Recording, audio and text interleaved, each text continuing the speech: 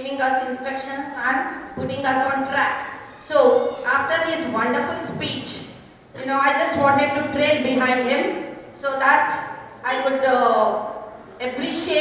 I really appreciated the wonderful lines spoken by him. I'm sure you all have also done so. Am I right? You all enjoyed his speech? But then just listening and forgetting will not be sufficient. Whatever is spoken on such special occasions, children, you are expected to think deeply about these lines, ponder over those lines and try to even implement it in your day-to-day life. Then only whatever words are spoken on such occasions, they will be fruitful. Okay? So I once again appreciate and wholeheartedly the wonderful lines spoken by Ajayman sir. Now, as such, he gave a very good Christmas message, and if I have to tell you something about a Christmas message, I would like to just tell you in terms of what I understand about Christmas. Okay, only that type of a message I will be able to deliver to you. Now, before I move on to this, our last celebration was Thanksgiving Day, and first lot when we had a program, I was very busy. I could not join in for giving a few lines to you, but I had an opportunity in the second shift, and where I could speak a few lines, and there I mentioned, I'm just repeating the 2 lines. I'm not going to speak broadly about those lines. I just told the children, prayer is the strongest weapon to reach God. That was one very important line I told them. Also I told them, gratitude, human beings should have gratitude. Gratitude is the greatest virtue. Virtue meaning it is the greatest characteristic, greatest trait a human being should possess. These were the lines which I told in my last speech during Thanksgiving.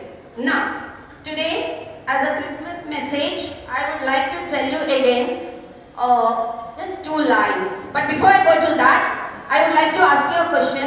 I would like to ask you a question as to what is the most precious thing that a person can possess?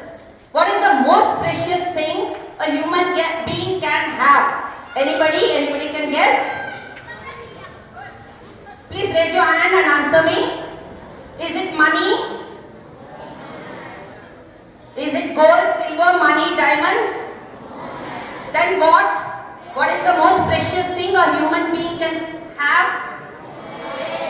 What he can earn, as a matter of fact. Okay? I think you're not able to guess the right answer. The right answer is God's grace. God's grace. Human beings have to earn the grace for anything precious that you have to possess. You have to first earn it. If you need very good marks in your examination, now whatever I am speaking, try to follow properly. If you need good marks in your examination, just like that you are not going to get it. You have to earn it. You have to make an effort. Yes, you have to learn your lessons properly, make an effort, and then only you are going to earn your marks. You have to work hard to earn your money. That way, if you have to have God's grace, you have to earn it. Earn it means you have to make a special effort to get God's grace. Because why is it that God's grace is the most precious thing in our lives? Because once we have God's grace, you have conquered the world. The whole world will be with you. You just need to have God's grace. Now, there is also a saying, children, there is no need to look here and there. There is also a saying that it's not enough to have intelligence and brain like a pumpkin. You know pumpkin? Such a big fruit, okay? If you have such a big pumpkin-like brain and intelligence, also the matter is not served. The matter is not served. But if you have, mustard seed, rye mustard seed, which your mother uses in the kitchen, if you have a mustard seed of God's grace, also your work will be done. So now you understand how important God's grace is. Therefore, I started by asking you a question. What is the most precious thing a human being can have? And what he is expected to earn? You have to earn God's grace. Now, that matter is over. How can you earn God's grace? Is the second matter which I would like to tell you. Can you guess? What are the things that you have to do to earn God's grace? What are you expecting? You also have to do something. Then only God's grace will shower on you. I can just tell you only three things, little at a time. Number one is you should have love for all.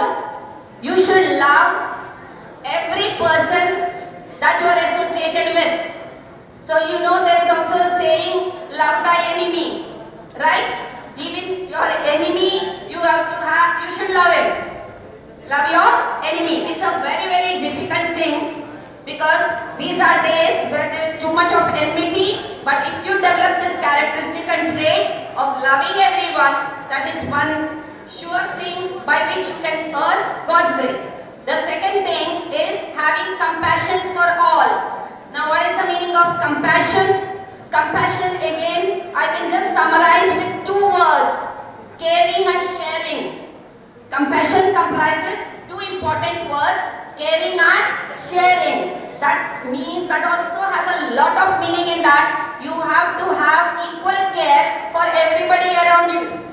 Because again, these are days where we are totally selfish. We are only worried about ourselves, our family, our children, our hope, that's all. And nothing beyond that. So if you are able to go beyond that, share your things, whatever you have. Because somewhere I heard, there was some person who told me, some spiritual person, told me at least 10% of our saving, 10% of our earnings we are expected to give in charity, which means 100 rupees if we are earning, at least 10 rupees have to be earmarked for charity.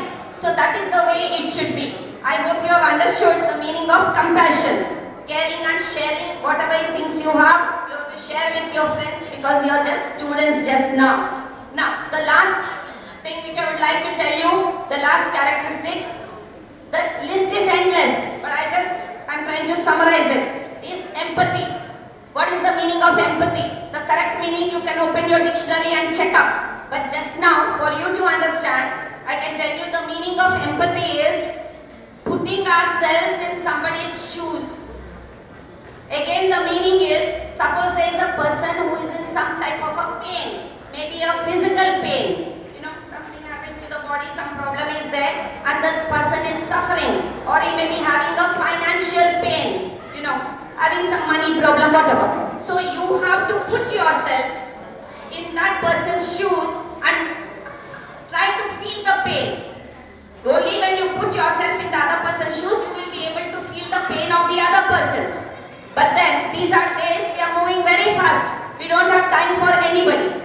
So if you are able to develop these three characteristics of loving everybody, having compassion for everyone, and having empathy for all your fellow beings, then you are going to earn the grace of God. With this, I conclude my Christmas message. Merry Christmas to all.